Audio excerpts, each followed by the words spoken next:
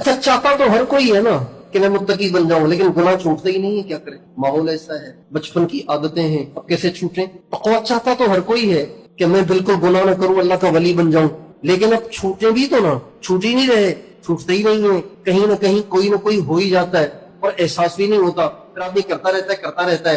अल्लाह ताला ने उसका भी इलाज बताया, जैसे हजरत मौलाना इज़हारुल हसन साहब ने अभी बताया। कुरान पाक की आयत पढ़ी, इस आयत में अल्लाह फरमाते हैं, ए ईमान वालो मुत्तकी बनो। कैसे बने? मुत्तकियों के साथ कुछ वक्त गुजार लो, तुम भी मुत्तकी हो जाओ। आप अल्फाज में गौर कीजिएगा, अल्लाह ताला क्या फरमाते हैं। सादिकीन और मुत्तकीन एक ही बात है, दो नाम है एक ही शख्सियत। तो अल्लाह ताला ने यूं नहीं कहा ए ईमान वालों मुत्तकी बनो और सोहबत इख्तियार करो मुत्तकियों की, ये नहीं फरमाया। ये हुक्म तो इससे भी पूरा हो जाएगा कि आप थोड़ी देर उनके पास बैठे, फिर उनका अपना रास्ता, आपका अपना रास्ता, ये हुक्म इससे भी पूरा हो जाएगा। अल्लाह ताला ने ये नहीं कहा, बल्कि अल्लाह ताला फरमाते हैं वकुन मअस-सादिकीन, मुत्तकी बनना है तो हो जाओ इनके साथ। ये जहां जा रहे हैं तुम भी वहां चलना शुरू करो, हो जाओ इनके साथ। चुनांचे सहाबा वाकई हुजूर के साथ हो गए थे, हुजूर के साथ हो गए थे।